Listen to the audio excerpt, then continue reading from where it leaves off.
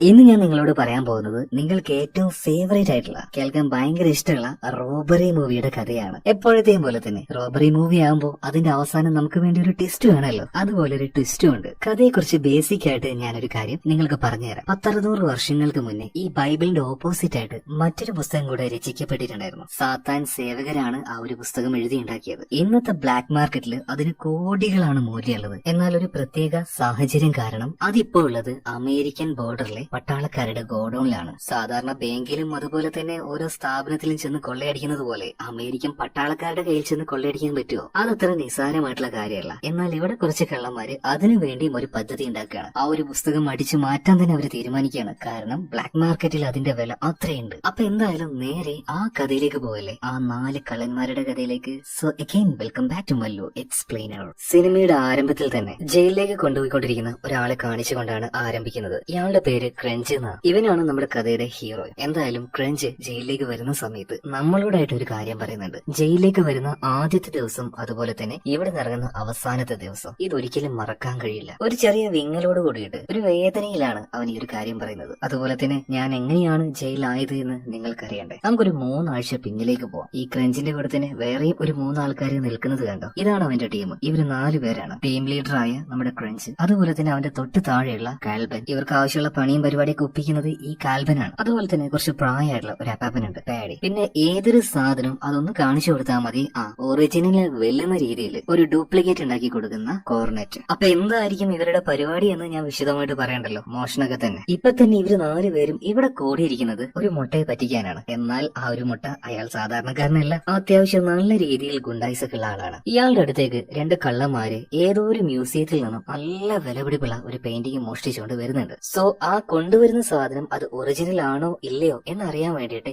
ഈ മുട്ട ഏൽപ്പിച്ചിരിക്കുന്നത് കാൽബനെയാണ്. കാൽബനും അതിനൊരു വഴിയുണ്ട് പറഞ്ഞിട്ട് ഈ മുട്ടയെ ഇങ്ങോട്ടേക്ക് വിളിച്ചു വരുത്തിയതാണ്. എന്തായാലും അയാളും അയാളുടെ ആൾക്കാരും കൂടെ ആ ഒരു പെയിന്റുമായിട്ട് ഇങ്ങോട്ടേക്ക് വരുന്നുണ്ട് കേട്ടോ. ഇയാൾ എത്താനായി എന്ന് കണ്ടപ്പോ ഇവര് 4 പേരും 4 വഴിക്കായിട്ട് പിരിയാണ്. നമ്മുടെ ഹീറോ ആയിട്ടുള്ള ക്രഞ്ച് ഈ ബിൽഡിങ്ങിന്റെ മറ്റൊരു ഭാഗത്തെ എയർവിൻഡ് ഉണ്ടല്ലോ, ഇതിന്റെ ഉള്ളിലൂടെ എന്തൊക്കെയോ ചെറിയ വഴിയിലൂടെ അങ്ങനെ നുഴഞ്ഞു പോകുന്നുണ്ട്. അതുപോലെ തന്നെ കുറച്ച് പ്രായമായിട്ടുള്ള ആളെന്ന് പറഞ്ഞല്ലേ, പേടി. ഇയാൾ നേരെ ആ ഒരു ബിൽഡിങ്ങിന്റെ ഉള്ളിലേക്കാണ് പോയത്. ഇപ്പൊ വന്ന് ഈ ഒരു മുട്ടയെ സ്വീകരിക്കാനായിട്ട് ഇയാളുടെ അടുത്തേക്ക് ചെല്ലുന്നത് കാൽബനാണ്. കാരണം കാൽബനുമായിട്ടാണ് ഈ ഒരു മുട്ട ഡീൽ ഉണ്ടാക്കിയിരിക്കുന്നത്. ഡീൽ എന്ന് പറഞ്ഞാൽ ഈ കൊണ്ടുവരുന്ന ചിത്രം അത് ഒറിജിനൽ ആണോ എന്ന് നോക്കാൻ വേണ്ടി, അത്രേ ഉള്ളൂ കേട്ടോ. എന്തായാലും കാൽബൻ ഇപ്പോ ഇയാളെ വിളിച്ചുകൊണ്ട് ആ ബിൽഡിങ്ങിന്റെ ഉള്ളിലേക്ക് പോവാണ്. എക്സ്പേർട്ട് ഉള്ളിലുണ്ട്, അദ്ദേഹത്തിന്റെ കയ്യിൽ മെഷീനും കാര്യങ്ങളൊക്കെ ഉണ്ട്. എന്തായാലും നമുക്കിത് ഇപ്പൊ തന്നെ മനസ്സിലാക്കാം. അങ്ങനെ ഇയാളുമായിട്ട് കാൽബൻ ഉള്ളിലേക്ക് വരികയാണ് കേട്ടോ. അവിടെ എക്സ്പേർട്ട് ആയിട്ട് നിൽക്കുന്ന ആള് അത് മറ്റാരുമല്ല, ഒരു ലാബ് കോട്ടിൽ ഇട്ടുകൊണ്ട് നമ്മുടെ പേടി അപ്പൂപ്പനാണ്. പേടി പറയാണ്, സാറേ ഒന്നുകൊണ്ടും പേടിക്കേണ്ട, നിങ്ങളുടെ കയ്യിലുള്ള ഒരു ചിത്രം അത് ഒറിജിനൽ ആണോ അല്ലയോ എന്നുള്ളത് 15 മിനിറ്റ് കൊണ്ട് ഞാൻ പറഞ്ഞുതരാം. ദാ എന്റെ കയ്യിലുള്ള ഈ മെഷീൻ കണ്ടോ, നല്ല ഉഗ്രൻ ടെക്നോളജിയാണ് ഇതിൽ. ഈ സാധനത്തിലേക്ക് നിങ്ങളുടെ ആ ഒരു ചിത്രം വെച്ചിട്ടുണ്ടെങ്കിൽ 15 മിനിറ്റിനുള്ളിൽ അറിയാൻ കഴിയും ഇത് ഒറിജിനൽ ആണോ ഡ്യൂപ്ലിക്കേറ്റ് ആണോ എന്ന്. ഓക്കെ എന്ന് പറഞ്ഞിട്ട് അയാളും ആ ഒരു ചിത്രം കൊടുക്കുകയാണ്. ഇപ്പോ നമ്മുടെ പേടി അപ്പൂപ്പൻ ആ ഒരു മെഷീൻ തുറന്ന് അതിന്റെ ഉള്ളിലേക്ക് ഈ ചിത്രം വെക്കുമ്പോൾ അതിന്റെ ഉള്ളിൽ നമ്മുടെ ക്രഞ്ചിന്റെ തല കാണാനുണ്ട്. അതായത് ഈ മെഷീന്റെ അടിഭാഗം മറ്റൊരു സ്ഥലവുമായിട്ട് കണക്ട് ആയിരിക്കുകയാണ്. ഈ സ്ഥലത്തേക്കാണ് നേരത്തെ ക്രഞ്ച് ഇങ്ങനെ ചെറിയൊരു വഴിയിലൂടെ വരുന്നുണ്ട് എന്ന് പറഞ്ഞില്ലേ, അങ്ങനെ വന്നത്. ഇപ്പൊ അവനുള്ളത് ആ ഒരു മെഷീന്റെ ഭാഗത്താണ്. ഇതൊന്നും ഇവമാര് കാണുന്നില്ല കേട്ടോ. നമ്മുടെ പേടി അപ്പൂപ്പൻ അവനെ നോക്കി ഒന്ന് കണ്ണടച്ച് ഇപ്പൊ ആ ഒരു മെഷീൻ പൂട്ടുകയാണ്. എന്നിട്ട് ആ ഒരു മുട്ട ബോസിന് നോക്കിയിട്ട് പറയണം 15 മിനിറ്റ് നിങ്ങൾ വെയിറ്റ് ചെയ്യണം. ഇതേ നേരം തന്നെ ആ ഒറിജിനൽ പിക്ചർ ക്രഞ്ചിന്റെ കയ്യിലാണല്ലോ. അവൻ ആ ഒരു ഹോളിലൂടെ പുറത്തേക്ക് വന്ന് അവരൊരു ബൈക്ക് അവിടെ ഉണ്ടായിരുന്നു. ഇതുമായിട്ട് ഒരേറ്റ പോക്കാണ്. ഇവൻ നല്ലൊരു റേസറും കൂടിയാട്ടോ. ഈ സമയത്ത് പേടിയപ്പൂപ്പനാണെങ്കിൽ അവിടെ ഉണ്ടായിരുന്ന CCTV വിഷ്വലിലേക്ക് അങ്ങനെ നോക്കി നിൽക്കുകയാണ്. ശരിക്കും ഇവരുടെ പദ്ധതി എന്താണെന്ന് മനസ്സിലായോ? നമ്മുടെ ഒരു പേടിയപ്പൂപ്പൻ പറഞ്ഞതുപോലെ 15 മിനിറ്റ് ആ സമയമാണ് ക്രഞ്ചിനുള്ളത്. അതിനുള്ളിൽ ആ ഒറിജിനൽ പിക്ചർ അത് കൊണ്ടുപോയിട്ട് കോർനെറ്റ് ഓൾറെഡി ഇതിന്റെ ആ ഒരു ഡ്യൂപ്ലിക്കേറ്റ് ഉണ്ടാക്കി വെച്ചിട്ടുണ്ട്. അപ്പൊ ഈ ഒറിജിനൽ അവിടെ കൊണ്ടുവച്ച് കോർനെറ്റിന്റെ കയ്യിൽ നിന്നും ഡ്യൂപ്ലിക്കേറ്റ് എടുത്തിട്ട് വരണം. അതിനാണ് ഈ ഒരു 15 മിനിറ്റ്. സോ ഇതിനുള്ളിൽ ആ ഒരു മൊട്ടബോസ് എങ്ങാനും ഈ കാര്യം അറിഞ്ഞാല് 4 പേരെയും ഇട്ട് വരട്ടിയെടുക്കും. സോ വളരെ വേഗത്തില് ഇപ്പൊ ക്രഞ്ച് നേരെ കോർനെറ്റിന്റെ അടുത്തേക്ക് എത്തി ഒറിജിനൽ പിക്ചർ കാണിച്ചു കൊടുക്കുമ്പോൾ ഇപ്പൊ കോർനെറ്റ് പറയുന്നത് അയ്യോ പണി പോളി. കാരണം അവനുണ്ടാക്കിയ ആ ഒരു ഡ്യൂപ്ലിക്കേറ്റ് പിക്ചർ ഉണ്ടല്ലോ, അത് ഒറിജിനലിനെ വെച്ച് കമ്പയർ ചെയ്യുമ്പോൾ അതിൽ ആ ഒരു റെഡ് കളർ കുറച്ച് മങ്ങിയതായിട്ട് തോന്നുകയാണ്. ഇനിയിപ്പോ എന്താ ചെയ്യാന്ന് ക്രഞ്ച് ചോദിച്ചപ്പോ ഒരു കുഴപ്പമില്ല, ഞാൻ ഇപ്പൊ മാനേജ് ചെയ്തുതരാം എന്നാ ക്രഞ്ച് പറയണ ആകെ 5 മിനിറ്റ് സമയമുള്ളൂ, എന്തെങ്കിലും വേഗം കാണിക്കുന്നു പറയാണ്. കോർനെറ്റ് വേഗം തന്നെ ആ ഒരു പെയിന്റില് കുറച്ചുകൂടെ റെഡ്നെസ് ആഡ് ചെയ്യാണ്. എന്നിട്ട് ആ ഒരു ഡ്യൂപ്ലിക്കേറ്റ് ക്രഞ്ചിന്റെ കയ്യിൽ കൊടുത്തിട്ട് ധൈര്യമായിട്ട് കിട്ടുമെന്ന് പറയണം. പിന്നീട് ക്രഞ്ച് ബൈക്കിൽ ഈ ഒരു പിക്ചറുമായിട്ട് ഭയങ്കര വേഗത്തിൽ അങ്ങനെ പോവുകയാണ് കേട്ടോ. സമയം വളരെ കുറവാണ്. എന്നാൽ ഹൈ സ്പീഡിൽ ഇവനിങ്ങനെ പോകുന്നത് പോലീസുകാർ കാണുന്നുണ്ട്. പോലീസുകാർ വെറുതെ ഇരിക്കോ, അവന്റെ പിന്നാലെ വരുന്നുണ്ട്. ഇതൊരുമാതിരി ഇടിവെട്ടിയവന്റെ കാല് പാമ്പ് കടിച്ചതുപോലെ ആയല്ലോ. എന്നിരുന്നാലും ക്രഞ്ച് നല്ല റൈസറാണല്ലോ. ഒരു വിധത്തിൽ പോലീസുകാരെ കബളിപ്പിച്ചുകൊണ്ട് ഈ മെട്രോ ട്രെയിൻ സ്റ്റേഷൻ ഉണ്ടല്ലോ അതിന്റെ ഉള്ളിലൂടെ വരെ പോയി അവസാനം ഇവരുടെ ആ ഒരു ബിൽഡിങ്ങിലേക്ക് എത്തുകയാണ്. ഇപ്പൊ നമ്മുടെ ഈ ഒരു പേടിയപ്പം പറഞ്ഞ 15 മിനിറ്റ് കഴിയാൻ പോവാണ്. 10 സെക്കൻഡ് കൂടെ ബാക്കിയുള്ളൂ. സോ അപ്പോഴേക്കും ക്രഞ്ച് ആ ഒരു മിഷൻ മെഷീന്റെ അടിഭാഗത്തേക്ക് വരികയാണ്. ഡ്യൂപ്ലിക്കേറ്റ് ഫോട്ടോ അവിടെ വെക്കുന്നുണ്ട്. അപ്പോ പേടിയപ്പൂപ്പൻ വന്നിട്ട് അത് തുറക്കുകയാണ്. ആശാനെ എല്ലാം ഓക്കെ ആണെന്ന് ക്രഞ്ച് പറയുന്നുണ്ട്. അതുപോലെ മെഷീന്റെ ഉള്ളിൽ നിന്നും ഒരു സർട്ടിഫിക്കറ്റ് പോലെ ചുമ്മാ ഒരു പേപ്പർ എടുത്തിട്ട് പേടിയപ്പൂപ്പൻ പറയാണ്, കൺഗ്രാചുലേഷൻ, ലക്ഷങ്ങൾ വിലയുള്ള ഒറിജിനൽ സാധനം കയ്യിലുള്ളത്, കൊണ്ടുപോയിട്ട് എന്ത് വേണമെങ്കിലും ചെയ്തോന്ന് പറയണം. എന്തായാലും മൊട്ട ബോസ് ഇപ്പൊ ഹാപ്പിയായി. അങ്ങനെ ആ ഒരു പിക്ചർ മേടിച്ച് ഇയാൾ തിരിച്ചു പോവാണ്. എന്നാൽ കയ്യിലുള്ളത് ഡ്യൂപ്ലിക്കേറ്റ് ആണെന്ന് അയാൾ അറിയുന്നില്ല. നമ്മുടെ ടീമാണെങ്കിൽ ഒറിജിനൽ കയ്യിലുണ്ട്. ഇനി ഇത് വിറ്റ് അവർക്ക് കാശാക്കാം. പക്ഷേ ചെറുതായിട്ടൊന്ന് പാളിപ്പോയി. അതായത് ഈ മൊട്ട ബോസ് ഇയാൾക്ക് കിട്ടിയ ഒരു ചിത്രമായിട്ട് തിരിച്ചു പോകുമ്പോൾ ഇയാൾ ചുമ്മാ ഇയാളുടെ കയ്യിലേക്ക് നോക്കിയപ്പോ തള്ളവിരലുണ്ടല്ലോ, അതിന്റെ ഒരു ഭാഗത്തായിട്ട് ചുവന്ന നിറം. ഇതിപ്പോ എങ്ങനെ ചുവന്ന നിറം വന്നത്? സ്പോട്ടിൽ മൊട്ട ബോസിന് കാര്യം മനസ്സിലായി. അതായത് ആ ഒരു ഡ്യൂപ്ലിക്കേറ്റ് പിക്ചറിൽ ചുവപ്പ് നിറം കുറവാന്ന് പറഞ്ഞിട്ട് നമ്മുടെ കോണറ്റ് ഒരു ഇച്ചിരി കൂടെ ചുവപ്പാക്കിയില്ലേ, അത് ഉണങ്ങിയിട്ടുണ്ടായിരുന്നില്ല. പേടിയപ്പൂപ്പൻ മെഷീന്റെ ഉള്ളിൽ നിന്നും ഈ പിക്ചർ എടുത്തു കൊടുത്തപ്പോ അവിടെ തന്നെയായിരുന്നു ഈ ഒരു മൊട്ട ബോസ് പിടിച്ചതും. അങ്ങനെയാണ് ഇയാളുടെ കയ്യിൽ കളറ് വന്നത്. വണ്ടി തിരിക്കടാ, പിടിക്കടാ അവന്മാരെ എന്ന് പറയാണ്. ഇത് അറിഞ്ഞതോട് കൂടിയിട്ട് 4 പേര് 4 വഴിക്ക് ഓടുന്നുണ്ട്. പരമാവധി രക്ഷപ്പെടാൻ നോക്കിയെങ്കിലും ഈ മൊട്ട ബോസ് കാൽബിനെ പിടിക്കാണ്. ഇവൻ വഴിയാണല്ലോ ഇതുപോലെ ടെസ്റ്റ് ചെയ്യാനായിട്ട് ഈ സ്ഥലത്തേക്ക് എത്തിയത്. പിടിച്ച പാട് തന്നെ ഈ മൊട്ട ബോസിന്റെ ആൾക്കാർ കാൽബിനിട്ട് നല്ല പിട കൊടുക്കുന്നുണ്ട്. അപ്പോഴേക്കും പോലീസുകാരും അങ്ങോട്ടേക്ക് എത്തുകയാണ്. ഇപ്പൊ കാൽബിനെ അറസ്റ്റ് ചെയ്യുന്നുണ്ട്. ഇതിനുശേഷം കാൽബിനോട് പോലീസുകാർ 2 ഓഫറാ വെക്കുന്നത്. നിനക്ക് ഇതിൽ ഏതെങ്കിലും ഒന്ന് ചൂസ് ചെയ്യാം. ഒറിജിനൽ പിക്ചർ അത് ഞങ്ങൾക്ക് തിരിച്ചു തരിക, ഇതിനുശേഷം നീ ജയിലിൽ പോവാ. അല്ലെങ്കിൽ ഒറിജിനൽ പിക്ചർ തിരിച്ചു തരിക, നിന്റെ ടീമിലെ ആരെങ്കിലും ഒരാളെ ഞങ്ങൾക്കായിട്ട് നീട്ടു തരണം. കുറച്ചുനേരം കാൽബിൻ അങ്ങനെ ആലോചിക്കുന്നുണ്ട്. ഇവന്റെ പേരിലാണെങ്കിൽ ഒരുപാട് ക്രിമിനൽ കേസ് ഉണ്ട്. ജയിലിൽ പോകുകയാണെങ്കിൽ ചുരുങ്ങിയത് 20 വർഷം കിടക്കേണ്ടി വരും. ഇനിയിപ്പോ പകരം ക്രഞ്ചിനെയാണ് ജയിലിൽ ഇടുന്നതെങ്കിൽ അവന്റെ പേരിൽ യാതൊരു കേസും ഇല്ലാത്തതുകൊണ്ട് മാക്സിമം പോയ ഒരു 7 വർഷം അതിനുള്ളിൽ അവന് പുറത്തിറങ്ങാം. അതുകൊണ്ട് തന്നെ ഈ കാൽബൻ ഗുണിതോ പണിതോ എന്ന് പറഞ്ഞിട്ട് ക്രഞ്ചിനിട്ട് പണി കൊടുക്കാണ്. ഒറ്റിക്കൊടുത്തു ക്രഞ്ചിനെ പോലീസുകാരെ അറസ്റ്റ് ചെയ്യാണ്. അങ്ങനെയാണ് ക്രഞ്ച് ഇപ്പോ ജയിലിലേക്ക് വന്നിരിക്കുന്നത്. ഇനി 7 വർഷത്തോളം ക്രഞ്ച് ഈ ജയിലിൽ കഴിയണം. എന്നാൽ അവന്റെ നല്ല നടപ്പ് കാരണം 5 വർഷം കൊണ്ട് തന്നെ അവൻ റിലീസ് ആവുകയാണ്. ജയിലിൽ നിറങ്ങിയ പിന്നെ യാതൊരു തരികിട പരിപാടിക്കും ക്രഞ്ച് പോവാറില്ല കേട്ടോ. ഒരു പെണ്ണിനെയും കൂട്ടി സമാധാനമായിട്ട് ജീവിക്കുന്നുണ്ട്. അതുപോലെ തന്നെ അവന്റെ കൈസഹായിയായിട്ടുള്ള ഫ്രാൻസി എന്ന് പറഞ്ഞൊരു പയ്യനുണ്ട്. അല്ല, നമ്മുടെ ക്രഞ്ച് ഇപ്പൊ എന്താ ജോലി ചെയ്യുന്നതെന്ന് നോക്കുകയാണെങ്കിൽ ഒരു സർക്കസ് കമ്പനിയിലെ റൈസറാണ്. അപ്പൊ ഈ ഒരു ക്രഞ്ചിന്റെ ശിഷ്യനാണ് ഫ്രാൻസി. ഈ സമയത്താണ് മുതലാളി വന്നിട്ട് ക്രഞ്ചിനോട് ഒരു കാര്യം പറയുന്നത്. എടാ, നീ എപ്പോഴും ഇങ്ങനെ റൈസ് ചെയ്തിട്ടുണ്ടെങ്കിൽ ആൾക്കാർക്ക് അത് ഇഷ്ടാവുന്നില്ല. അതായത് തുടക്കത്തിലൊക്കെ അവർക്ക് അതൊരു എന്റർടൈൻമെന്റ് ആയിരിക്കും. എന്നാൽ കുറച്ച് കഴിയുമ്പോൾ ആൾക്കാർ ഇത് പതിയെ പതിയെ മടുത്തു തുടങ്ങും. ഇതിന്റെ ഈ ഷോയുടെ ആ ഒരു ഡിമാൻഡ് പറയും. അതുകൊണ്ട് നാളെ നീ ചെറുതായിട്ടൊരു പരിപാടി എത്തിക്കണം. റൈസിംഗിനിടയിൽ, അതായത് ജമ്മിങ്ങിന്റെ ഇടയിൽ നീ തന്നെ മനഃപൂർവ്വം ഒന്ന് വീഴണം. അങ്ങനെ ഒരു അപകടം ഇവിടെ നടന്നു കഴിഞ്ഞാൽ ആൾക്കാർ അതിനെക്കുറിച്ച് സംസാരിക്കും. കൂടുതൽ കാര്യങ്ങൾ സർക്കസിനെ കുറിച്ച് ആൾക്കാർ കേൾക്കും. അതിലൂടെ കുറച്ച് ആൾക്കാർ ഇങ്ങോട്ടേക്ക് അധികം വരും ചെയ്യും. ഇപ്പൊ ക്രഞ്ച് ചോദിക്കാണ്, അപ്പൊ ഞാൻ എന്റെ ജീവൻ പണയപ്പെടുത്തി നിങ്ങൾക്ക് കാശ് ഉണ്ടാക്കി തരണല്ലേ? ഇത് കേട്ടപ്പോ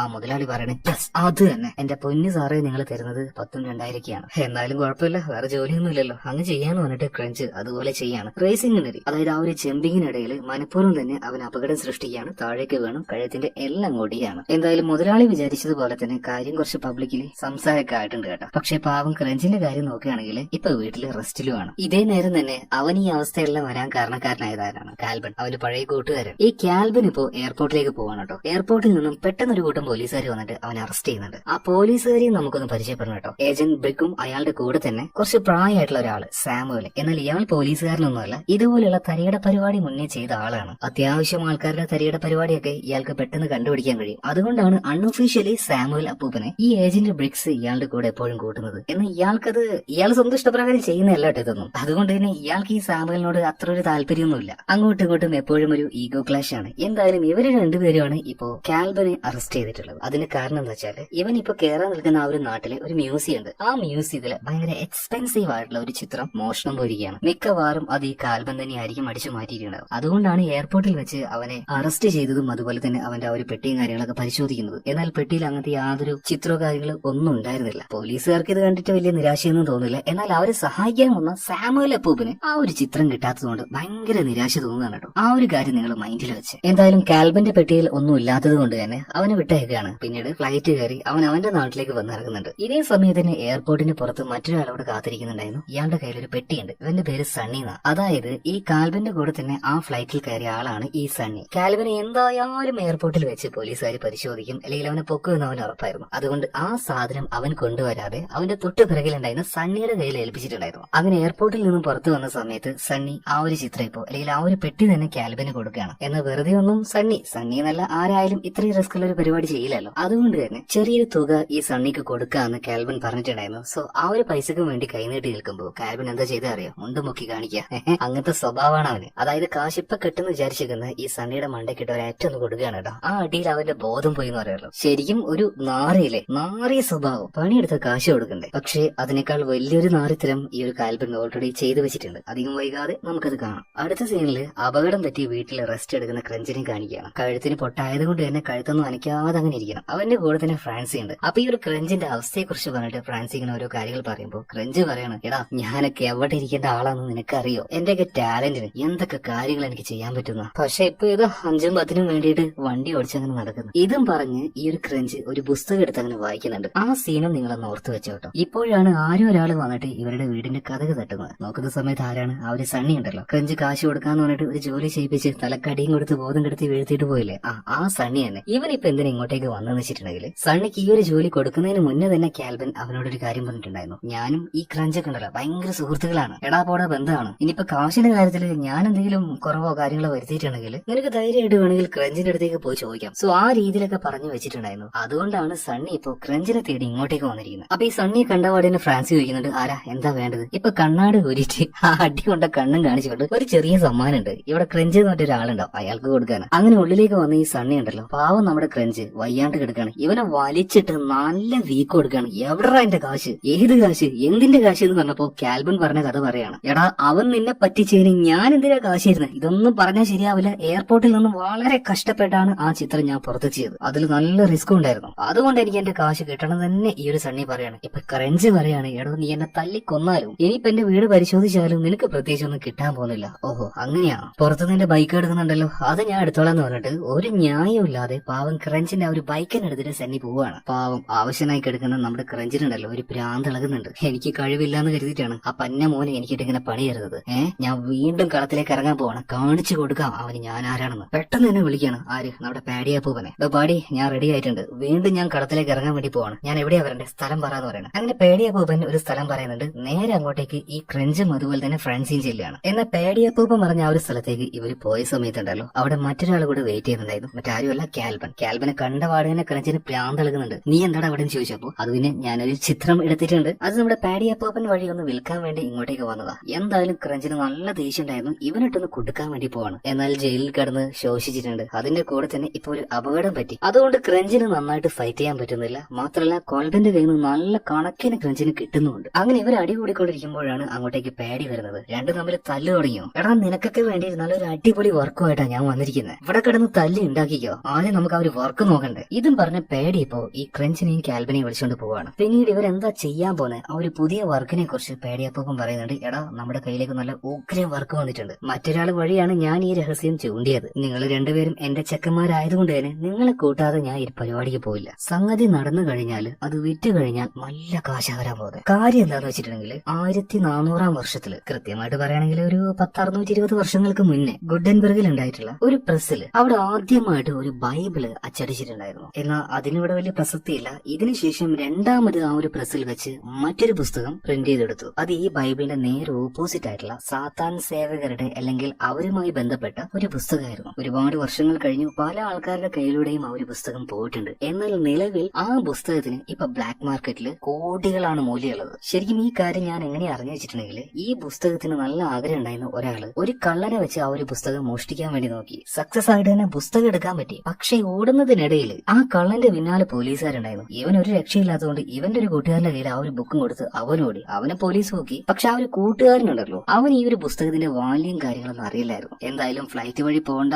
ബോർഡർ വഴി ട്രക്ക് കണ്ട് പോയിക്കൊന്ന് അവന്റെ അടുത്ത് പറഞ്ഞിട്ടുണ്ടായിരുന്നു. സോ അങ്ങനെ പോകുന്ന വഴിയിൽ ഈ പുസ്തകത്തിന്റെ വാല്യം അറിയാത്ത ആ കള്ളന്റെ കൂട്ടുകാരൻ എന്തായാലും ബോർഡർ വഴി പോവുകയല്ലേ, കുറച്ച് ഡ്രഗ്സ് കൂടെ അതിൽ കൊണ്ടുവന്ന് കരുതിയിട്ട് അവൻ അവന്റെ ട്രക്കിൽ കുറച്ച് ഡ്രഗ്സും വെച്ചു. അവിടെ സംഗതി വാളിപ്പോയി. ബോർഡറിൽ വെച്ച് പട്ടാളക്കാര് അവനെ പൊക്കി, ഡ്രഗ്സും കൈയോടെ പൊക്കി. പക്ഷെ അവന്റെ കയ്യിലുണ്ടായിരുന്ന ആ ഒരു പുസ്തകം അതെന്താണെന്ന് അവനും അറിയില്ല, അതുപോലെ തന്നെ അവനെ പൊക്കിയ ഒരു പട്ടാളക്കാർക്കും അറിയില്ല. സോ ആ പുസ്തകം അതെന്താണെന്ന് അറിയാൻ വേണ്ടി അധികം വൈകാതെ തന്നെ ഒരു എക്സ്പേർട്ടിനെ ഇങ്ങോട്ടേക്ക് കൊണ്ടുവരാൻ വേണ്ടി പോവാണ്. ഈ കാര്യങ്ങളൊക്കെ ഈ പാഡി അപ്പൂപ്പനോട് പറഞ്ഞത് ആ ഒരു ബയറാണ്. അയാൾക്ക് ആ ഒരു പുസ്തകം എന്തായാലും ആവശ്യമുണ്ട്. ഒരു എക്സ്പേർട്ട് വന്ന് ആ ഒരു പുസ്തകം അതെന്താണെന്ന് കണ്ടുപിടിച്ചു കഴിഞ്ഞാൽ പിന്നെ ഇവർക്ക് ആ ഒരു പുസ്തകം കിട്ടില്ല. അതിനു മുന്നേ ആയിട്ട് ആ പട്ടാളക്കാർ, അതായത് ബോർഡറിലുള്ള ആ ഒരു പട്ടാളക്കാരുടെ കയ്യിൽ നിന്നും ആ ഒരു പുസ്തകം എങ്ങനെയെങ്കിലും നമ്മൾ അടിച്ചെടുത്ത് അവിടെ ഡ്യൂപ്ലിക്കേറ്റ് വെക്കണം. പിന്നെ ആ ഒരു ഒറിജിനൽ പുസ്തകം എന്നോട് ഈ കാര്യങ്ങളൊക്കെ പറഞ്ഞ ആ ഒരു ബയ്യറിന് കൊടുക്കുകയാണെങ്കിൽ കോടികളാണ് നമ്മുടെ കയ്യിലേക്ക് വരാൻ പോകുന്നത്. ഈ കാര്യത്തിന് നിങ്ങൾക്ക് രണ്ടുപേർക്കും എന്റെ കൂടെ നിൽക്കാൻ പറ്റുമോ? പക്ഷെ ആദ്യം ആ ഒരു ബോർഡറും അതിന് ചുറ്റുള്ള ആ ഒരു സ്ഥലമൊക്കെ കാണുന്നത് ഇപ്പൊ നമ്മുടെ ഫ്രഞ്ച് പറയണം. അവനില്ലാതെ ഈ മോഷണം കാര്യങ്ങളൊന്നും മുന്നോട്ടേക്ക് കൊണ്ടുപോകാൻ പറ്റില്ല. അവനാണ് നല്ല മാസ്റ്റർ പ്ലാനിന്റെ ആൾ. അപ്പൊ എന്തായാലും നമ്മുടെ ക്രഞ്ച് അങ്ങോട്ടേക്ക് പോയിട്ട് ആ ഒരു സ്ഥലമൊക്കെ നോക്കിയിട്ട് തിരിച്ചു വരികയാണ് കേട്ടോ. ക്രഞ്ച് പറയണ എന്റെ പൊന്നാശാനെ പരിപാടിക്ക് ഞാനില്ല, ബോർഡർ ആണെന്ന്. ഞാൻ അങ്ങോട്ടേക്ക് പോയി നോക്കിയാൽ ഫുള്ള് പട്ടാളക്കാര്,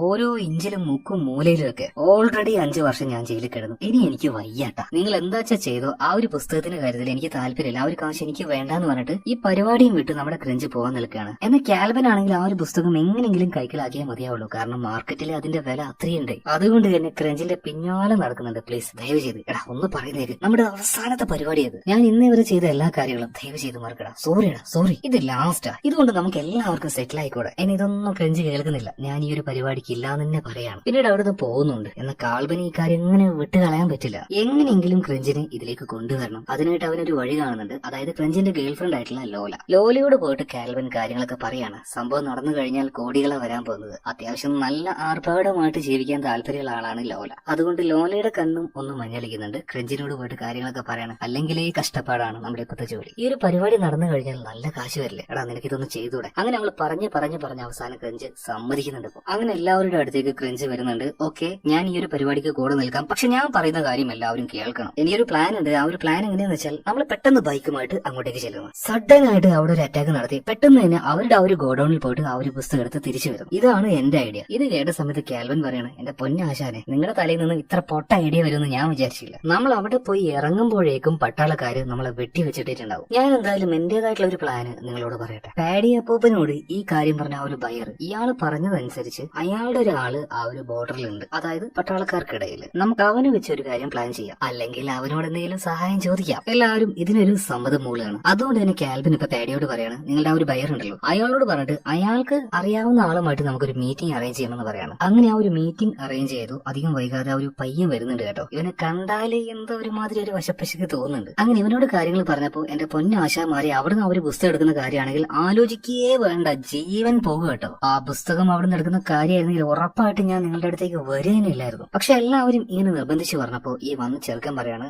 എനിക്ക് കൂടുതലായിട്ടൊന്നും ചെയ്യാൻ കഴിയില്ല, പക്ഷെ നിങ്ങൾക്ക് ഞാനൊരു ഇൻഫർമേഷൻ തരാം. അതായത് ആ ഒരു പുസ്തകം അതെന്താണെന്നും അതുപോലെ തന്നെ അതിന്റെ ആ ഒരു ഒറിജിനാലിറ്റി ഇതെല്ലാം പരിശോധിക്കാനായിട്ട് ഈ പഴയ വസ്തുക്കളൊക്കെ ചെക്ക് ചെയ്യുന്ന ഒരു എക്സ്പേർട്ട് വരുന്നുണ്ട്. ഒരു ലേഡിയാണ്. അവരുടെ അഡ്രസ്സും അതുപോലെ തന്നെ അവരുടെ ആ ഒരു ഡീറ്റെയിൽസ് ഞാൻ തരാം. എലീന എന്നാണ് അവളുടെ ആ ഒരു പേര്. ഇത് കേട്ട സമയത്ത് നമ്മുടെ പാളിയപ്പൂപ്പൻ ഒന്ന് ഞെട്ടുന്നുണ്ട്. ആര്, എലീനയോ? അതെ, എലീന തന്നെ. അവളാണ് വരുന്നതെന്ന് ഭയങ്കര ആകാംക്ഷയില് പാടിയപ്പൂപ്പൻ ചോദിക്കണം. അല്ല, കുഴിയിലേക്ക് കാലം നീട്ടിയിരിക്കുന്ന ഈ പ്രായത്തിലും റൊമാൻസോ എന്ന് നിങ്ങൾ വിചാരിക്കുകയാണെങ്കിൽ ആ എലീനയും അതുപോലെ തന്നെ പാടിയപ്പൂപ്പനും പഴയൊരു കണക്ഷനാണ്. രണ്ടുപേരും ഒരേ ഫീൽഡിൽ വർക്ക് ചെയ്യുന്ന ആളാണല്ലോ. എന്തായാലും എന്തൊക്കെയും ചില കാരണത്താല് ഈ എലീനയും നമ്മുടെ പാടിയപ്പൂപ്പനും കൂടെ ബ്രേക്കപ്പ് ആയിട്ടുണ്ട്. എലീന പറഞ്ഞാൽ ഒരു ചെറുപ്പക്കാരി പെണ്ണൊന്നുമില്ല കേട്ടോ, കുറച്ച് പ്രായമുള്ള ഒരു ലേഡി തന്നെയാണ്. എന്തായാലും ഈ പാടിയപ്പൂപ്പനും അതുപോലെ തന്നെ എലീനയും തമ്മിലുള്ള ഒരു റിലേഷൻ, അല്ലെങ്കിൽ ആ ഒരു പരിചയം, ഇതെങ്ങനെയെങ്കിലും മുതലെടുക്കണം. അത് ഉപയോഗിച്ച് എന്തെങ്കിലും ഒരു പ്ലാൻ ഉണ്ടാക്കണമെന്ന് കാൽവിൻ പ്ലാൻ ചെയ്യുന്നുണ്ട്. അതുപോലെ തന്നെ ഒറിജിനൽ പുസ്തകം അവിടെ നിന്നെടുത്ത് അവിടെ ഒരു ഡ്യൂപ്ലിക്കേറ്റ് ബുക്ക് വെക്കണമല്ലോ. സോ ഡ്യൂപ്ലിക്കേറ്റ് ബുക്ക് ഉണ്ടാക്കാനായിട്ട് ഇവരുടെ ടീമിലെ പഴയ മെമ്പർ കോർഡിനേറ്റിനെ ഫ്രാൻസിൽ നിന്നും ഇങ്ങോട്ടേക്ക് വരുത്തിക്കുകയാണ്. വിളിച്ചത് വേറെ ആരുമല്ല, ക്രഞ്ച് തന്നെയാണ്. എന്തായാലും ഇവൻ വന്ന് എയർപോർട്ടിൽ ഇറങ്ങിയ പാട് തന്നെ ഇവന്റെ പാസ്പോർട്ട് സ്കാൻ ചെയ്ത സമയത്ത് ആളൊരു തില്ലാലങ്കടിയാണെന്ന് മനസ്സിലായി. അതുകൊണ്ട് തന്നെ റെഡ് അലേർട്ട് വരുന്നുണ്ട്. അപ്പൊ തന്നെ അവനെ അറസ്റ്റ് ചെയ്യാനും ചെക്ക് ചെയ്യാനായിട്ട് അങ്ങോട്ടേക്ക് ഏജന്റ് ബ്രിക്സും അതുപോലെ തന്നെ കൂടെ തന്നെ ആ ഒരു സാമുവലും വരുന്നുണ്ട്. അവന്റെ ബാഗും ബാക്കിയുള്ള കാര്യങ്ങളൊക്കെ പരിശോധിച്ചപ്പോ പ്രത്യേകിച്ചൊന്നും കാണില്ല. പക്ഷെ എല്ലാവന്മാരും കൂടെ ഒരുമിച്ച് വന്നിട്ടുണ്ട്. എന്തൊക്കെയോ ഇവര് പ്ലാൻ ചെയ്യുന്നുണ്ട്. എന്തായാലും ഈ ഒരു കോർണറ്റിനെ കൂട്ടാനായിട്ട് അങ്ങോട്ടേക്ക് ക്രഞ്ച് വന്നിട്ടുണ്ട് കേട്ടോ. എയർപോർട്ടിൽ വെച്ച് ഈ ക്രഞ്ച് ഇപ്പോ സാമുവലിനെ കാണാണ്. രണ്ടുപേരും മുന്നേ ചെറിയ പരിചയമുള്ള ആളാണ്. അതായത് രണ്ടുപേരും ഒരേ ഫീൽഡിലായതുകൊണ്ട് തന്നെ ഇപ്പൊ ഏജന്റ് ബ്രിക്സ് ഉണ്ടല്ലോ, ഇയാളുടെ കണ്ണ് വെട്ടിച്ച് സാമുവൽ അപ്പൂപ്പൻ വന്നിട്ട് നമ്മുടെ ക്രഞ്ചിനോട് എന്തൊക്കെയോ ചില കാര്യങ്ങൾ സംസാരിക്കുന്നുണ്ട്. പക്ഷെ എന്താണെന്നൊന്നും കാണിക്കുന്നില്ല. അത് കഴിഞ്ഞ് ഇപ്പൊ വന്ന് കോർണറ്റിനെയും കൂട്ടിയിട്ട് ക്രഞ്ച് ബാക്കിയുള്ളവരുടെ അടുത്തേക്ക് പോവുകയാണ്. ഇനിയാണ് എങ്ങനെയാണ് ആ ഒരു പുസ്തകം അവരെടുക്കാൻ പോകുന്നത് എന്ന് പ്ലാൻ ചെയ്യാൻ വേണ്ടി പോകുന്നത്. ഫസ്റ്റ് തന്നെ ഇപ്പൊ ഫ്രാൻസിൽ നിന്ന് വന്ന കോർണറ്റ് അവനൊരു ഡ്യൂപ്ലിക്കേറ്റ് പുസ്തകം അത് അതുപോലെ തന്നെ ഒരെണ്ണം ഉണ്ടാക്കിയെടുക്കണം. അത് കഴിഞ്ഞ് നമ്മൾ പുതിയൊരു സാധനം ഉണ്ടാക്കണം, ഒരു പ്രത്യേകതരമുള്ള ഒരു ബോക്സ്. അങ്ങനെ ആ ഒരു ബോക്സുമായിട്ട് നമ്മുടെ ക്രഞ്ച് നേരെ അത് അവന്റെ കാറിൽ വെച്ച് നേരെ ബോർഡറിലേക്ക് പോവാം. അവിടെ വെച്ച് എന്തായാലും ഈ ഒരു ക്രഞ്ചിന്റെ ഹിസ്റ്ററി അവിടുത്തെ പട്ടാളക്കാർ പരിശോധിക്കും. അപ്പൊ ഇവന്റെ പേരിലൊരു കേസ് ഉണ്ട്, ജയിലിൽ കിടന്നതെന്ന് മനസ്സിലാകുമ്പോൾ ഇവൻ കൊണ്ടുവന്ന ആ ഒരു പെട്ടി അതെന്താണെന്ന് അറിയാൻ വേണ്ടി അത് ചെക്ക് ചെയ്യാനായിട്ട് അവർ ഉള്ളിലേക്ക് കൊണ്ടുപോകും. എന്നാൽ നമ്മൾ ഉണ്ടാക്കുന്ന ഈ ഒരു പ്രൊഡക്റ്റ് അത് ലോകത്തിൽ എവിടെ ഇല്ലാത്തത് കൊണ്ട് ഇവർക്ക് ഇത് ട്രൈ ചെയ്യാൻ പറ്റില്ല.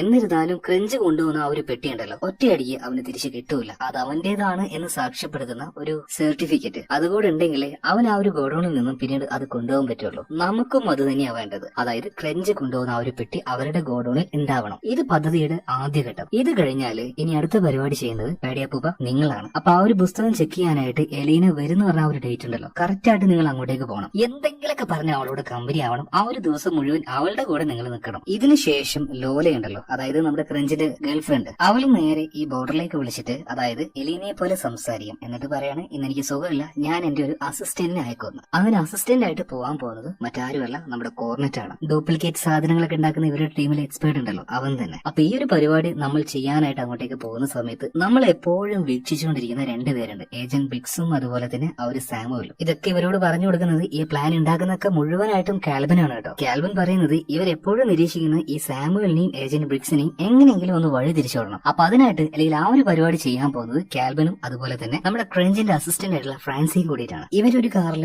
എന്തൊക്കെയോ അൺവാണ്ടഡ് ആയിട്ടുള്ള കുറെ പാക്കേജുകൾ കയറ്റുന്നത് പോലെ ഇവരുടെ മുന്നിൽ വെച്ച് കാണുന്നത് പോലെ ചെയ്തിട്ട് രഹസ്യമായിട്ട് എങ്ങോട്ടോ പോകുന്നത് പോലെയൊക്കെ ആയിട്ട് ഒന്ന് അഭിനയിക്കും. സോ അവരുടെ പിന്നാലെ തന്നെ ഏജന്റ് ബ്രിക്സും സാമുവലും പോകും. ആ സമയത്താണ് നമ്മൾ ഈ ഒരു ഓപ്പറേഷൻ നടത്തേണ്ടത്. അതായത് എലീനയുടെ അസിസ്റ്റന്റ് ആയിട്ട് അങ്ങോട്ടേക്ക് പോകാൻ പോകുന്നത് കോർണറ്റ് ആണല്ലോ, നല്ല വെൽ ഡ്രസ്ഡ് ആയിരിക്കണം. അതുപോലെ ആ ഒരു ബോർഡറിൽ പട്ടാളക്കാർ പിടിച്ചു വെച്ചിരിക്കുന്ന എല്ലാ വസ്തുക്കളും ഒരു ഗോഡൌണിലാണ് സൂക്ഷിച്ചിട്ടുണ്ടാവുക. അപ്പൊ അങ്ങോട്ടേക്കാണ് ഈ ഒരു കോർണറ്റും ആ പുസ്തകം ചെക്ക് ചെയ്യാനായിട്ട് പോവാ.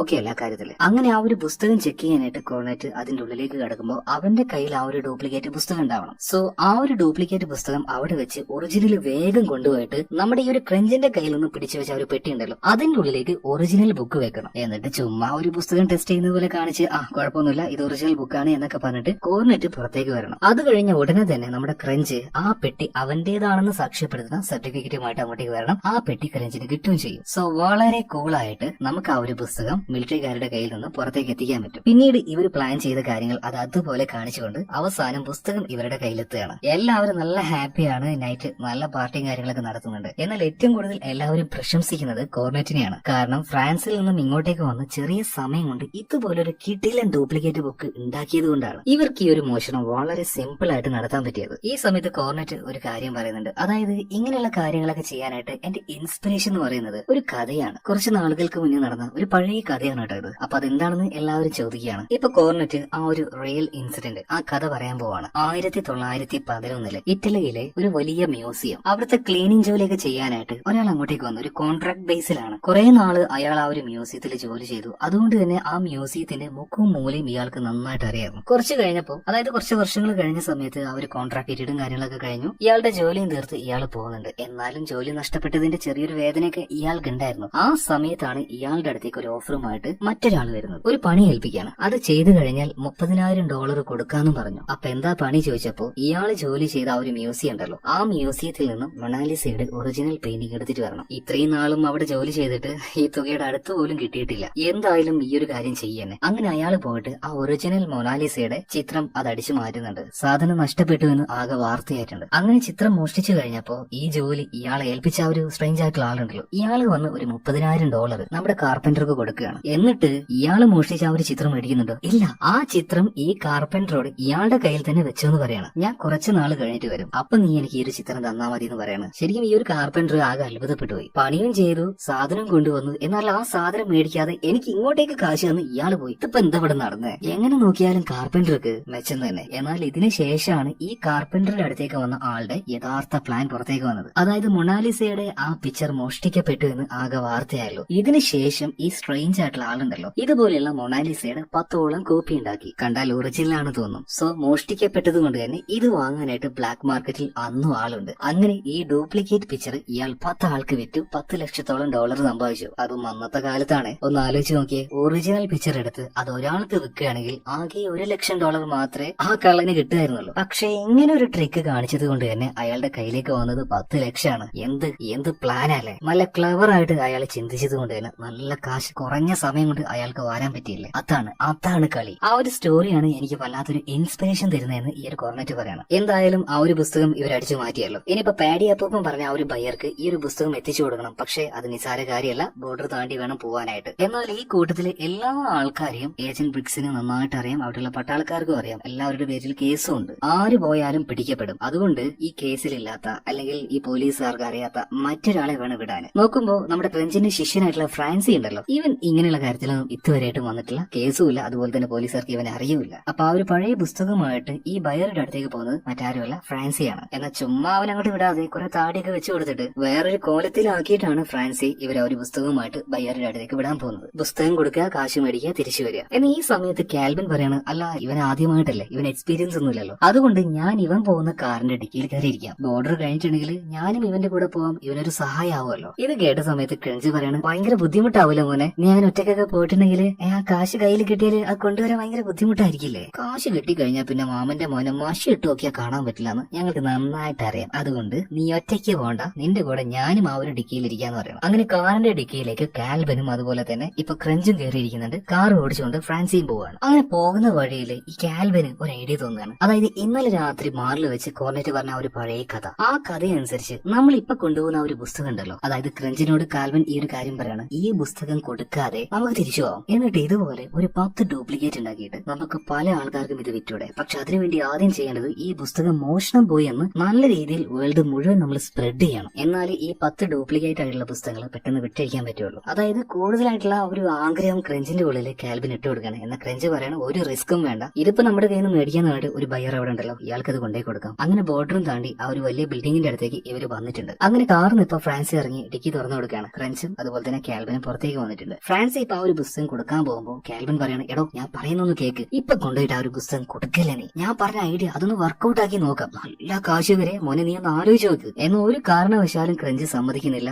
അതിബുദ്ധി കാണിച്ചാൽ പണി കിട്ടുന്നതിന് പറയാണ്. അതുകൊണ്ട് ഈ ക്രഞ്ച് കാൽബിനെ പിടിച്ചു വെച്ച് ഫ്രാൻസിയോട് ആ ബിൽഡിംഗിന്റെ അവിടെ ഒരു വാതിലുണ്ട്, അത് തുറന്ന് ഉള്ളിലേക്ക് പോയിട്ടുണ്ടെങ്കിൽ ആ ഒരു ബയറുടെ അടുത്തേക്ക് എത്താൻ പറ്റും, സോ അങ്ങോട്ടേക്ക് പൊയ്ക്കോ തന്നെ പറയാണ്. കാശ് മേടിച്ച് വേഗം വാന്ന് പറയണം. എന്നാൽ കാൽബിൻ ഇങ്ങനെ പറഞ്ഞ് അവസാനം ക്രഞ്ച് പറയാണ്, പറ എന്താ നിനക്ക് വേണ്ടത്? എടാ ഞാൻ പറയുന്നൊന്ന് കേൾക്ക്, ഈ പുസ്തകം ഇപ്പൊ കൊടുക്കാതെ ഇതുപോലെ ഡ്യൂപ്ലിക്കേറ്റ് ആയിട്ടുള്ള ഒരു 10 പുസ്തകം ഉണ്ടാക്കുക. എടാ ഡ്യൂപ്ലിക്കേറ്റ് ആയിട്ടുള്ള ആ ഒരു പുസ്തകം ഉണ്ടാക്കാനും ചെലവില്ലേ? ഓ ചെലവ് എത്രമാത്രം ചെലവ് വരും? ഒരു പുസ്തകത്തിന് ഒരു $10,000 അത്രയല്ലേ വരുള്ളൂ. ഇനിയിപ്പോ ഒരു 10 ഉണ്ടാക്കണമെങ്കിൽ $1,00,000 അത് ഞാൻ തന്നോളാം. അപ്പൊ ആ ഒരു ചെലവിനെ കുറിച്ച് നിങ്ങൾ ആലോചിക്കുകയേ വേണ്ടാന്ന് കാൽബിൻ പറയാണ്. ഒന്ന് ആലോചിച്ച് നോക്കിയേ, 10 പുസ്തകം, ഓരോ പുസ്തകത്തിനും $1 മില്യൺ വെച്ച്, അങ്ങനെയാണെങ്കിൽ $10 മില്യൺ.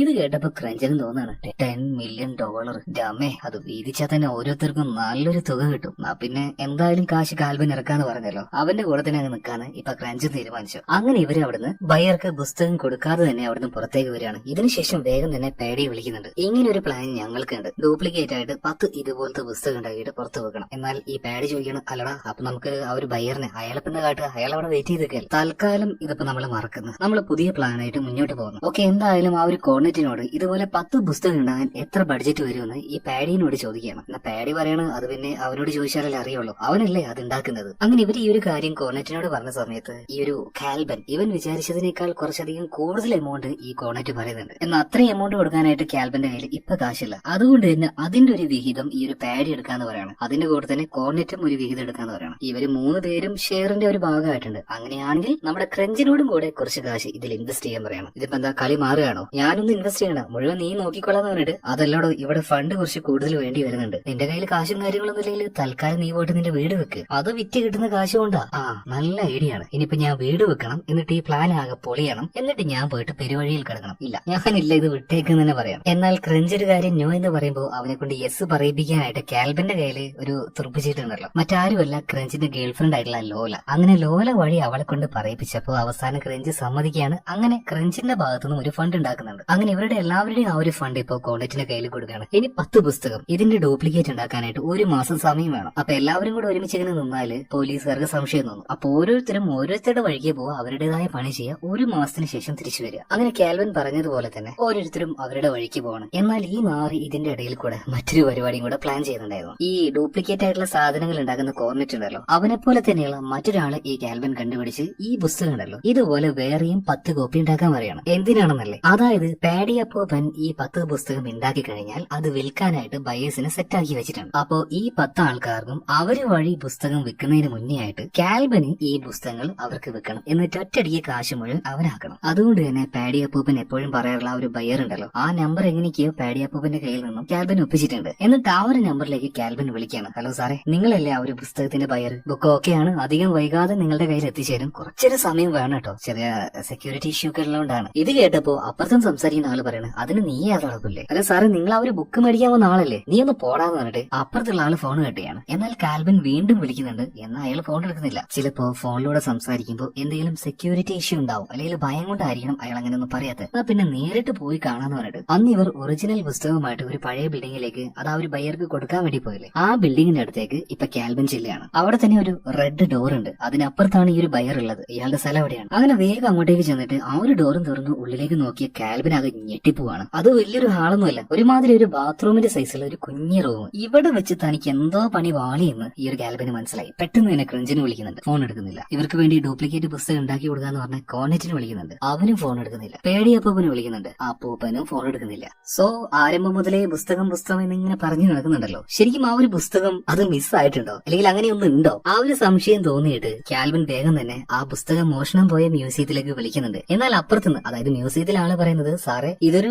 മ്യൂസിയം തന്നെയാണ്, എന്നാൽ സാറ് പറയുന്ന രീതിയിലുള്ള ആ പുസ്തകം അങ്ങനെയൊന്നും ഇവിടെ ഇല്ല, ഉണ്ടെങ്കിലല്ലേ അത് മോഷണം പോവുള്ളൂ. എവിടെയോ എന്തോ ചെറുതായിട്ടൊന്ന് പാളിയിട്ടുണ്ട്. അടുത്ത നിമിഷം തന്നെ വേഗം ആ ഒരു ബയർക്ക് പരിചയമുള്ള മിലിറ്ററിയിൽ ഒരാളുണ്ട് എന്ന് പറയല്ലേ, ആ ചെറുക്കനെ വിളിച്ചു നോക്കുന്നുണ്ട്. അവനും കോള് പോകുന്നില്ല. ഇനിയിപ്പോ ആ ഒരു പുസ്തകം ടെസ്റ്റ് ചെയ്യാൻ വരുന്നുണ്ട് എന്ന് പറഞ്ഞ ആ ഒരു എക്സ്പേർട്ട് ഉണ്ടല്ലോ, എലീനയും വിളിച്ചു നോക്കുന്ന സമയത്ത് അവര് പറയുന്നത്, നിങ്ങൾ എന്തൊക്കെയാ പറയുന്നത്, ഞാൻ അങ്ങനത്തെ എക്സ്പേർട്ട് ഒന്നുമല്ല. പിന്നെ തലയിൽ കൈ വെച്ചുകൊണ്ട് കാൽബൻ ഒരു പാച്ചിലാണ്. നേരെ എങ്ങോട്ടാ പോന്ന് വെച്ചാല് ഇതുപോലെ പുസ്തകം ഡ്യൂപ്ലിക്കേറ്റ് ഉണ്ടാക്കാന്ന് പറഞ്ഞിട്ട് ഇവരെല്ലാവരും ഒരു സ്ഥലത്ത് ഒരുമിച്ച് കൂടിയായിരുന്നല്ലോ, ആ സ്ഥലത്തേക്ക് പോയി നോക്കാണ്. എന്നാൽ അവിടെ ഒരു ഈച്ചക്കുഞ്ഞു പോലും ഇല്ല കേട്ടോ. എല്ലാവരും ഇവിടുന്ന് പോയിട്ടുണ്ട്. ശരിക്കും ഇത്രയും കാലം എല്ലാവരെയും ഓമ്പിച്ച ഈ കാൽബനിട്ട് ഇവരെല്ലാവരും തിരിച്ചൊരു പണി കൊടുത്തതാണെന്ന് കാൽബന് മനസ്സിലായി. ഇവിടെ സീൻ കേട്ട ഈ അടുത്ത സീനിൽ ഏജന്റ് ബ്രിക്സിനെ കാണിക്കാണ്. ഒരു കോൾ ഇപ്പൊ അയാൾക്ക് വരുന്നുണ്ട്. എന്നാൽ വിളിച്ച ആള് പറയാണ്, ഞാൻ ആ ഒരു സാമുവലുമായിട്ട് സംസാരിക്കുള്ളൂ. അങ്ങനെ സാമുവലിനോട് ഈ വിളിച്ച ആള് സംസാരിക്കുന്നുണ്ട്. ഒരു നമ്പറും പറയുന്നുണ്ട്, 426 അങ്ങനെ എന്തോ വന്നു കേട്ടോ. ഇതിനുശേഷം ഈ പരിപാടി എല്ലാം ഒപ്പിച്ച ക്രഞ്ചിനെ കാണിക്കാണ്. തൊട്ടടുത്ത് തന്നെ ഫ്രാൻസി ഉണ്ട്. ഫ്രാൻസി പറയാണ്, എന്റെ പൊന്നാശാനെ നിങ്ങൾ ഇങ്ങനെ ഒരു പദ്ധതി ഉണ്ടാക്കിയിട്ടും എന്നോട് എന്താ ഒരു കാര്യം പറയാതിരുന്നത്? ഇപ്പൊ ക്രഞ്ച് പറയാണ്, എടാ കൂട്ട, അഭിനയത്തിന്റെ കാര്യത്തിൽ നീ അത്ര എക്സ്പേർട്ട് അല്ല, അതുകൊണ്ടാണ് നിന്നോട് കാര്യങ്ങൾ പറയാതിരുന്നത്. അല്ല ആശാൻ, ഇതൊക്കെ എവിടുന്ന തുടങ്ങിയത് നിങ്ങൾ? ഇപ്പൊ ക്രഞ്ച് കാര്യങ്ങൾ പറഞ്ഞു കൊടുക്കണം. അന്ന് കഴുത്തൊടിഞ്ഞ് വീട്ടിൽ റെസ്റ്റ് എടുക്കുന്ന സമയത്ത് ഒരു പുസ്തകം വായിക്കുന്നുണ്ടായിരുന്നില്ലേ ആര്? ഈ ക്രഞ്ച്.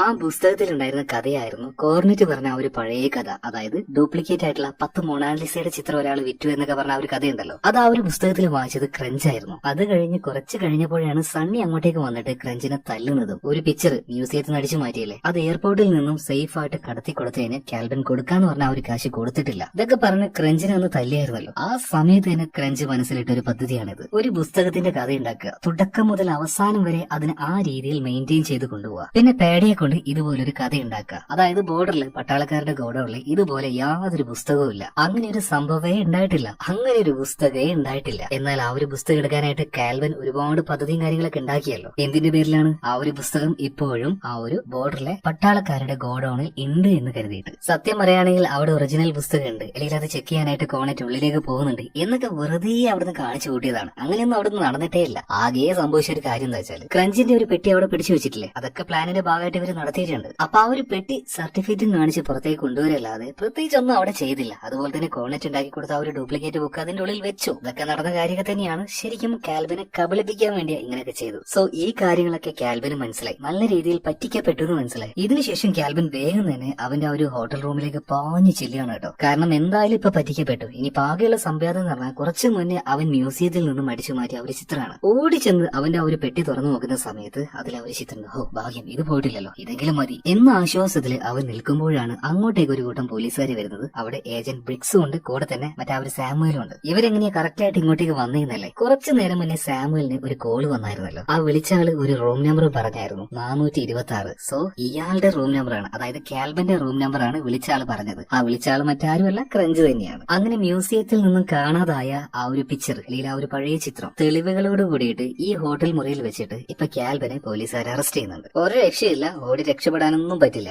ഇതിനുശേഷം കാണിക്കുന്നത് ക്രഞ്ചിനെയും അവന്റെ ആ ഒരു ടീമിനെയാണ്. ഇപ്പോ അവന്റെ ശിഷ്യനായിട്ടുള്ള ഫ്രാൻസി ചോദിക്കാണ്, എന്റെ ആശാനെ, നിങ്ങൾ ഇത്രയും വലിയ രീതിയിൽ പ്ലാൻ ചെയ്ത് കാൽബിനിട്ട് ഒരു പണി കൊടുത്തു, ഓക്കെ ശരിയാണ്, പക്ഷെ അവന്റെ കയ്യിൽ നിന്നും ആ ഒരു ചെറിയ തുക മേടിച്ചെടുക്കാനാണോ നിങ്ങൾ ഇങ്ങനെ വലിയൊരു പദ്ധതി ഉണ്ടാക്കിയത്? ഇപ്പൊ ക്രഞ്ച് പറയാണ്, പൊന്നു മോനെ ഫ്രാൻസി, എനിക്ക് എന്റെ പ്രതികാരം വിട്ടണം, അത് ഫസ്റ്റ് ആണ്. അതുപോലെ തന്നെ ചെറിയ കാശ് അവന്റെ കയ്യിൽ നിന്നും അടിച്ചു മാറ്റാൻ വേണ്ടി ഇത്ര വലിയ പദ്ധതി ഉണ്ടാക്കേണ്ട ആവശ്യമൊന്നുമില്ല. നീ കുറച്ചു നേരം വെയിറ്റ് ചെയ്ത് എനിക്കൊരു സാധനം കാണിച്ചു തരാം. കുറച്ച് കഴിഞ്ഞപ്പോ ക്രഞ്ചിന്റെ ഗേൾഫ്രണ്ട് ഉണ്ടല്ലോ ലോല അങ്ങോട്ടേക്ക് വരുന്നുണ്ട്. അവളുടെ കാറിന്റെ ഡിക്കിയിൽ ഒരു 6 ചിത്രം ഉണ്ടായിരുന്നു. ആ ചിത്രം ഏതാണെന്ന് മനസ്സിലായോ? കാൽബൻ ഒരു മ്യൂസിയത്തിൽ നിന്നും അടിച്ചു മാറ്റിയ ചിത്രം ഉണ്ടല്ലോ, ആ ചിത്രമാണ് ഇത്. ടോട്ടൽ ഇതൊരു 10 എണ്ണം ഉണ്ടാക്കിയിട്ടുണ്ടായിരുന്നു. ആ 10 എണ്ണത്തില് 4 എണ്ണം ഓൾറെഡി ഇവർ വിറ്റ് കാശാക്കിയിട്ടുണ്ട്. ഇനി 6 എണ്ണം വിൽക്കാനുണ്ട്. അതായത് ഇവരുടെ പദ്ധതിയുടെ മറ്റൊരു ഭാഗം കാൽബൻ അടിച്ചു മാറ്റിയ ആ ഒരു ഒറിജിനൽ പിക്ചർ ആയിരുന്നു. എങ്ങനെയാണ് കാൽബന്റെ കയ്യിൽ പിക്ചർ ഉണ്ട് എന്ന് ക്രഞ്ചിന് മനസ്സിലായത്? അന്ന് സണ്ണി ക്രഞ്ചിനെ അടിക്കാൻ വേണ്ടി വന്ന സമയത്ത് എന്തിന്റെ പേരിലാ തല്ലുന്നതെന്ന് സണ്ണി പറഞ്ഞല്ലോ. അങ്ങനെയാണ് ക്രഞ്ചിന് കാൽബന്റെ കയ്യിൽ ഈ പിക്ചർ ഉണ്ട് എന്ന് മനസ്സിലായത്. മാത്രല്ല സണ്ണിയുടെ കയ്യിൽ നിന്ന് മടികൊള്ളുന്നതിന്റെ കുറച്ച് മുന്നേ ആയിട്ട് മൊണാലിസയുടെ ആ ഒരു 10 കോപ്പി ഉണ്ടാക്കി കാശുണ്ടാക്കിയ ആളുടെ ആ ഒരു കഥ വായിച്ചതും കുറച്ച് മുന്നേ ആയിരുന്നു. സോ അവിടെ വെച്ച് തന്നെ ഈ ഒരു പ്ലാൻ നമ്മുടെ ക്രഞ്ച് ഉണ്ടാക്കിയിട്ടുണ്ടായിരുന്നു. ഇപ്പൊ ഫ്രാൻസി ചോദിക്കാണ്, അങ്ങനെയാണെങ്കിൽ കാൽബന്റെ കയ്യിലുണ്ടായിരുന്ന ആ ഒറിജിനൽ പിക്ചർ അതെവിടെ? അവന്റെ കയ്യിൽ ഇപ്പൊ ഡ്യൂപ്ലിക്കേറ്റ് ഡ്യൂപ്ലിക്കേറ്റ് അല്ലേ. പോലീസുകാർ അവനെ അറസ്റ്റ് ചെയ്തിട്ട് ആ ഒരു പിക്ചർ ചെക്ക് ചെയ്യാൻ വേണ്ടി പോകുമ്പോൾ ഉറപ്പായിട്ടും അത് ഡ്യൂപ്ലിക്കേറ്റ് ആണെന്ന് അവർക്ക് മനസ്സിലാവുകയും ചെയ്യും. കാൽബനെ അവർ വിട്ടയക്കും ചെയ്യില്ലേ. ഇപ്പൊ ചിരിച്ചുകൊണ്ട് ക്രഞ്ച് ഒരു കാര്യം പറയണേ, എടാ ഇത്രയൊക്കെ പ്ലാൻ ചെയ്തിട്ടുണ്ടെങ്കിൽ അതിനും ഞാനൊരു കാര്യം പ്ലാൻ ചെയ്തിട്ടുണ്ടാവുമല്ലോ. അന്ന് എയർപോർട്ടിൽ വെച്ച് ഞാൻ ആ ഒരു സാമുവലിനെ കണ്ടിട്ടുണ്ടായിരുന്നു. ഈ പോലീസുകാർ എന്ത് പിടിച്ചെടുത്താലും അത് ഒറിജിനൽ ആണോ ഡ്യൂപ്ലിക്കേറ്റ് ആണോ എന്ന് ചെക്ക് ചെയ്ത് ഈ സാമുവല. അപ്പൊ ഞങ്ങൾ അന്ന് എയർപോർട്ടിൽ വെച്ച് ഒരു ഡീൽ ഉണ്ടാക്കിയിട്ടുണ്ട്. അതായത് കാൽബൻ അടിച്ചു മാറ്റിയ ആ ഒരു പഴയ ചിത്രം ഉണ്ടല്ലോ, അതിനോട് വല്ലാത്തൊരു ഒബ്സഷൻ ഈ ഒരു സാമുവലിനുണ്ട്. അയാൾക്കത് ഭയങ്കര ഇഷ്ടമാണ്. സോ ആ ഒരു ചിത്രം എങ്ങനെയെങ്കിലും കാൽബന്റെ കയ്യിൽ നിന്നെടുത്ത് ഞാൻ സാമുവലിന് ഒറിജിനൽ തന്നെ കൊടുക്കാന്ന് പറഞ്ഞിട്ടുണ്ട്. അതിന് പകരമായിട്ട് എന്നെങ്കിലും കാൽബന് ഇതുപോലെ ഹോട്ടൽ റൂമിൽ വെച്ച് പൊക്കുകയാണെങ്കിൽ അവന്റെ കയ്യിൽ ഞങ്ങൾ ഒരു ഡ്യൂപ്ലിക്കേറ്റ് വെക്കും. അത് ഒറിജിനൽ ആണെന്ന് നിങ്ങൾ പോലീസുകാരോട് പറയണം. അതുപോലെ തന്നെ അത് ഒറിജിനൽ ആണെന്ന് ഈ സാമുവൽ പോലീസുകാരോട് പറഞ്ഞു. എന്നാൽ എത്ര ദിവസം ഈ ഒരു കാര്യം അങ്ങനെ കൊണ്ടുപോകാൻ പറ്റും? അധികം വൈകാതെ അത് ഡ്യൂപ്ലിക്കേറ്റ് ആണെന്ന് മനസ്സിലാവുകയും ചെയ്തു. അതിന്റെ പേരിൽ സാമുവൽ കുറച്ച് ദിവസം ജയിലിലും കിടക്കുകയാണ്. ഒരുപാട് നാളൊന്നും കിടന്നില്ല കേട്ടോ. എന്തായാലും ആ ഒരു ശിക്ഷ കഴിഞ്ഞ് സാമുവൽ പുറത്തേക്ക് വരുമ്പോൾ ഇയാളുടെ കുറച്ച് സാധനങ്ങൾ ഉണ്ടല്ലോ, ആ സാധനങ്ങളുടെ കൂട്ടത്തിൽ ഒരു പെട്ടി ഉണ്ടായിരുന്നു. ആ പെട്ടി ചെറുതായിട്ട് ഈ സാമുവൽ അപ്പാപ്പൻ തുറന്നു വെക്കുന്ന സമയത്ത് ഇയാൾ ആഗ്രഹിച്ച കാൽബൻ അടിച്ചു മാറ്റിയ ആ ഒരു ഒറിജിനൽ ചിത്രം ഉണ്ടല്ലോ, അതായിരുന്നു ആ ഒരു പെട്ടിയിലുണ്ടായിരുന്നത്. സാമുവൽ അപ്പാപ്പൻ ചെയ്ത ആ ഒരു കാര്യത്തിന് വേണ്ടിയിട്ട് ക്രഞ്ച് കൊടുത്ത സമ്മാനാണത്. എന്തായാലും വളരെ സന്തോഷത്തോട് കൂടിയിട്ട് ജയിലിൽ നിന്നും ആ ഒരു കൊറിയർ മേടിച്ച് സാമുവൽ അപ്പാപ്പൻ അദ്ദേഹത്തിന്റെ വീട്ടിലേക്ക് തിരിച്ചു പോവാണ്. ഇത് കാണിച്ചുകൊണ്ടാണ് സിനിമ ഇവിടെ തീരുന്നത്. അപ്പൊ ഈ ഒരു കഥ നിങ്ങൾക്ക് ഇഷ്ടമായോ? ഇഷ്ടമായാൽ നമ്മുടെ വീഡിയോ ഒന്ന് ലൈക്ക് ചെയ്യുക, ചാനൽ ഒന്ന് സബ്സ്ക്രൈബ് ചെയ്യുക.